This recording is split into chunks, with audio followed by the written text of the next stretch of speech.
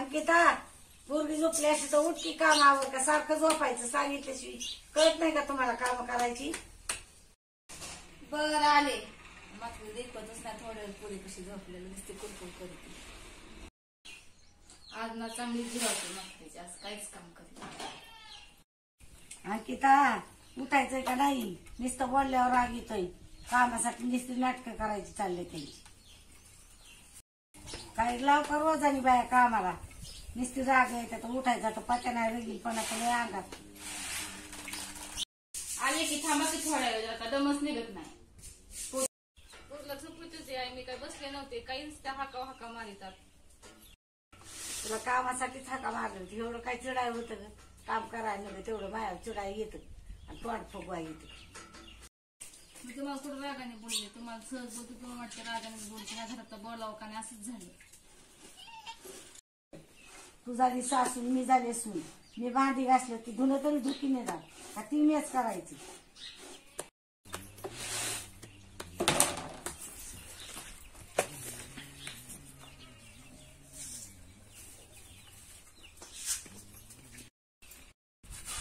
कशी राहणार नसते जात कसं काम करायचं आता कसं तुम्हाला ते बघत पाणी भरून घे उशीर झाला रानात जायचे नुसतं बसायचं काम नका करू झालं ना तुला धुण्याला 1 वाजून रान जात असते मग कळतच नाही ह्या म्हातारीला. रान जात असते मग कळतच नाही ह्या म्हातारीला.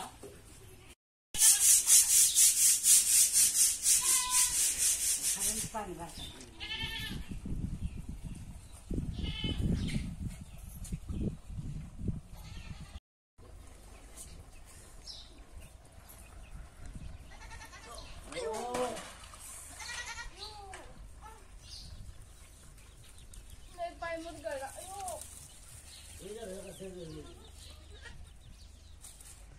अगं तुम्हाला काही काम सांगावं का नाही पाण्याचा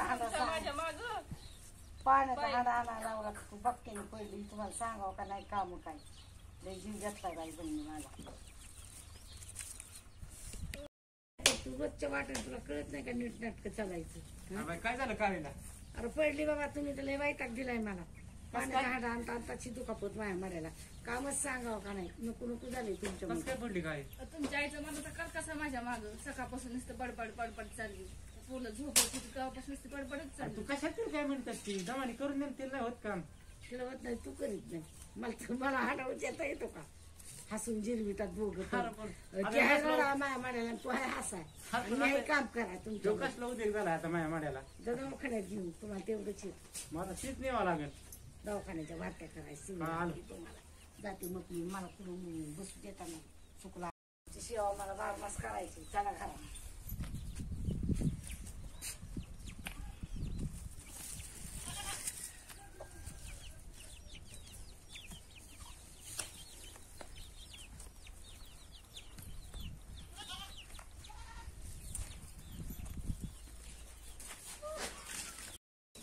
सरळ तरी चालायचं शिका उडी